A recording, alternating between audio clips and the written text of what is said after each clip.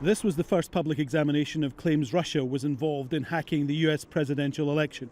Senior figures from the intelligence community called in front of a Senate committee chaired by senior Republican John McCain. The Russian government directed compromises of emails from U.S. persons and institutions, including from U.S. political organizations. They also assessed that, quote, disclosures of alleged hacked emails were consistent with the methods and motivations of Russian-directed efforts, and that these thefts and disclosures were intended to interfere with the U.S. election process. The Director of National Intelligence, James Clapper, who will leave office in days, says he's no doubt hacking was ordered at the highest level. Russia has clearly assumed an even more aggressive cyber posture by increasing cyber espionage operations, leaking data stolen from these operations, and targeting critical infrastructure systems.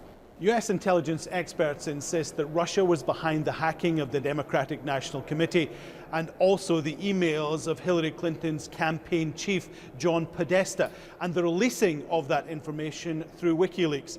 Some insist that the leaks were so damaging it may actually have swayed the election. But President-elect Donald Trump has rejected the idea of Russian hacking and has been scathing of the US intelligence community.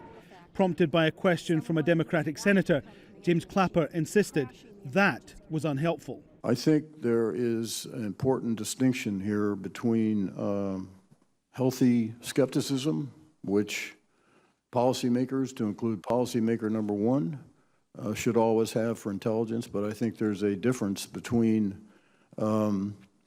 skepticism and disparagement. The US has already expelled 35 Russians it believes are linked to the hacking, and it insists further action will follow. But as time moves on, that action will be the responsibility of the new president. Alan Fisher, Al Jazeera, on Capitol Hill, Washington.